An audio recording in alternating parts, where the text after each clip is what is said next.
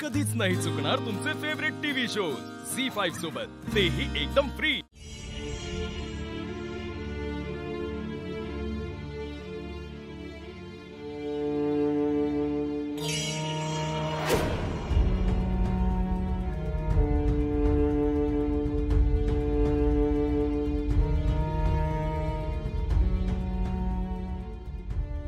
इथे गरुड देवाची मूर्ती आहे,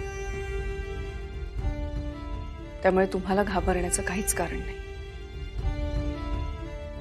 इंद्राणी मॅडम, आता काय घडणार आहे? काकू, वेळ आली की कळेल तुला, पण एवढं मात्र नक्की की जे काही होणार आहे त्यामुळे आपली नेत्रा नक्की कोण आहे हे आपल्याला कळेल। फक्त एक गोष्ट सगळ्यांनी नीट लक्षात ठेवा, काहीही झालं, अगदी काहीही झालं तरी या खोलीतून कुणीही बाहेर पडायचं नाही। रूम मधून पण बाहेर पडायचं नाही का? कारण तन्मय, तुम्ही सगळ्यांनीच यापासून लांब राहायचंय। ब्रो, माझी काही हेल्प हवी आहे का?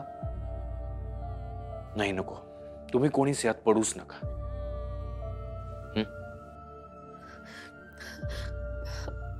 मला खूप भीती वाटते। काय चाललंय आपल्या घरात? आता आता नाग कोणे मारवानाचे? काकू, भीती वाटणं अगदी स्वाभाविक आहे फाल्गुनी, पण माझं ऐकाल तर ह्यावरती फार विचार करू नका। मी सांगते तेवढं ऐका फक्त। तुम्ही नका काळजी करू, फक्त एक रिक्वेस्ट होती, आपल्या घरात जे काही चाललंय त्यात प्लीज तुम्ही सगळ्यांनी स्वतःची काळजी घ्या। नेत्राने एक गोष्ट चांगली सुचवली की तुम्हा सगळ्यांनाच यापासून लांब ठेवायला सांगितलंय। हो ना,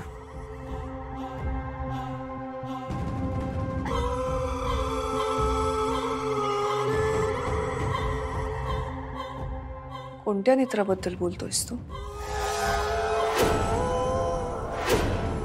तीच नेत्रा जी अस्तिकाच्या रूपात आपल्या बरोबर राहते। तुम्ही कुठल्या नेत्राबद्दल बोलताय? जी नेत्राच्या रूपात आहे ती।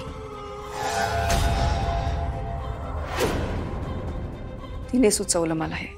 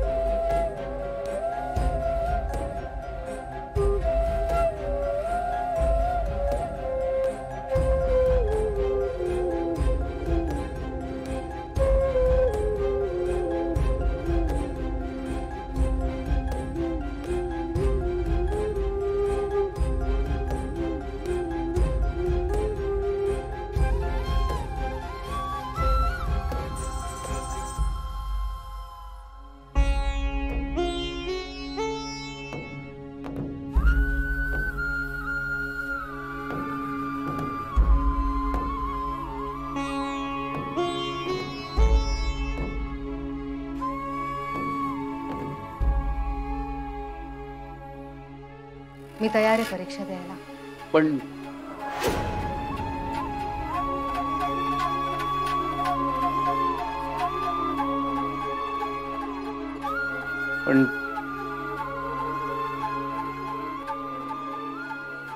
ती कुठे आहे? ती का नाही आली अजून? ती आली नाहीये आणि येणार सुद्धा नाही, कारण ती अस्तिका आहे आणि मी नेत्र आहे.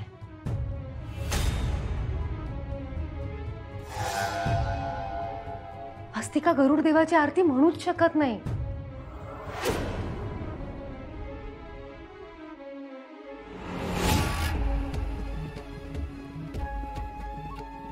तुमच्या का लक्षात येत नाहीये?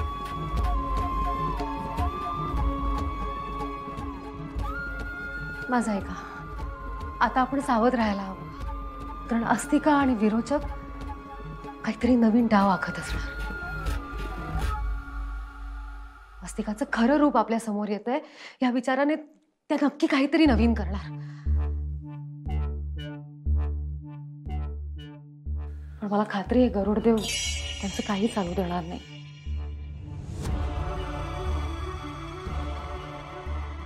काय झालं? तुम्ही असं का बघताय? तुमचा अजूनही विश्वास नाहीये माझ्यावर? मी नेत्र आहे, ती अस्तिका आहे, ती अजूनही आली नाहीये. ह्यातच सगळं आलं. तुम्हाला त्याचा अर्थ कळत नाहीये का?